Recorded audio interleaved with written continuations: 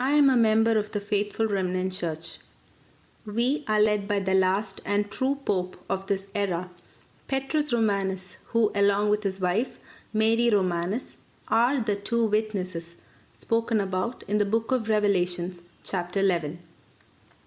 Regarding the two witnesses, what the world expects is quite different from the true reality. So, to begin with, I will read some verses from the Holy Bible. They have power to shut the sky, that no rain may fall during the days of their prophesying, and they have power over the waters to turn them into blood, and to afflict the earth with every plague as often as they desire. So they remained for a long time, speaking boldly for the Lord, who bore witness to the word of his grace, granting signs and wonders to be done by their hands. Who can give an authentic explanation to the true identity of the two witnesses other than Jesus Christ, the Most High True God, from his throne in heaven? Jesus spoke through his two witnesses, and all these messages are recorded in the testimony of the two witnesses. Jesus said, and I quote, "On the topic of the two witnesses, my children, many people are still waiting for them to appear on the scene. But they are waiting in vain, as you both are here now, walking the face of the earth. On the outside, seemingly normal, average individuals, but on the inside, and that is where I look, my children, you are like bright, shining stars.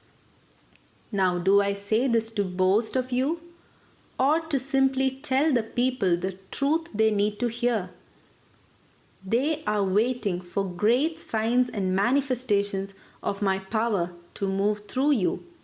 They are not yet convinced of the truth that has already convicted their hearts. They have dismissed you both as being false prophets, and in doing so, they blaspheme my holy name and my word." I will let you listen to Petrus Romanus, one of the two witnesses, also called Pope Peter the Last, proclaiming the words of Jesus. This is a portion from the homily from the only valid Mass on the face of the earth. People were expecting the two witnesses to arrive in glory and in splendor, as they expected me to appear as king and ruler over all of the earth. But my children, people should have known that I would come in the form of a servant to serve others truth, justice, and peace.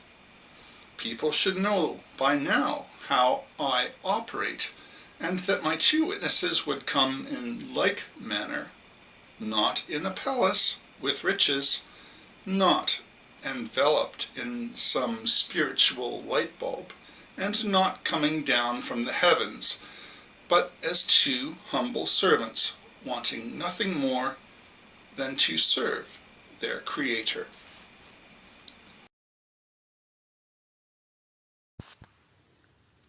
Jesus continued, and I quote his words, "Just because you have your scriptures and some knowledge of revelation does not mean that you are able to recognize my vicar and representative. When he is speaking, he speaks with authority that only comes forth from me." The Jewish elders were the ones who had knowledge of the scriptures, and yet they were the ones who crucified their Messiah. Do not make the same mistake as they did. As I said before, my two witnesses are here to help you. My son, Pope Peter, is my true representative and represents my will on the face of the earth, and represents the first Peter, who, although he denied me a few times, came back to me with a humble and contrite heart. And that is what I want from all of my followers: sackcloth and ashes, self-denial, self-sacrifice, and true poverty.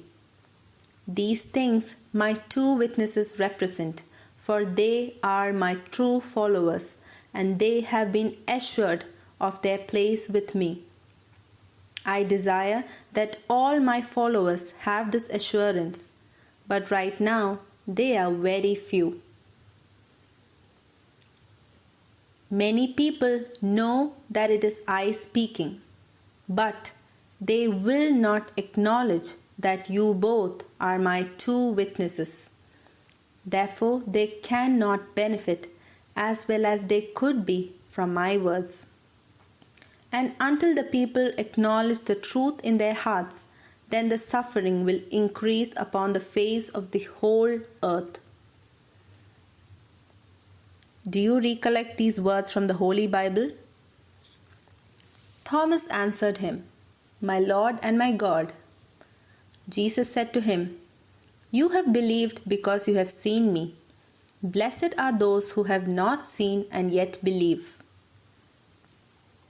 Now the same Jesus has said in his testimony, and I quote his words, "Blessed are those who believe without seeing."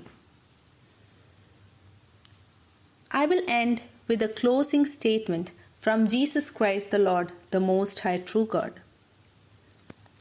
Jesus said, and I quote, "And so, therefore, I am calling people to believe without seeing, to receive the truth into their hearts, and to stop fighting it.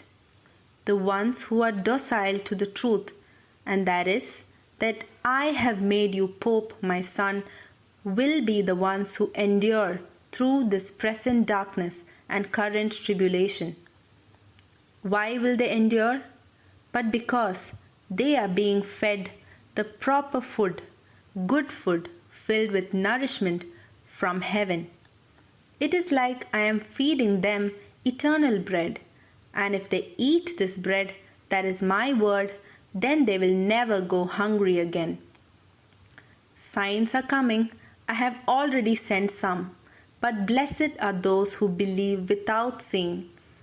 And blessed are those who flee the abomination of desolation, who flee the Roman Catholic hierarchical institution, who flee the white sepulchres with dead man's bones inside, who flee the whitewashed tombs, who flee the Pharisees of this age. Blessed are they. Come out of her, my people, lest you partake of her iniquity and sins. For behold, judgment has been given against the great harlot of Rome and against the beast which she sits upon. That is all I have to say to the both of you for now. There ends the message. You can visit www.testimonyofthetwowitnesses.com for more details.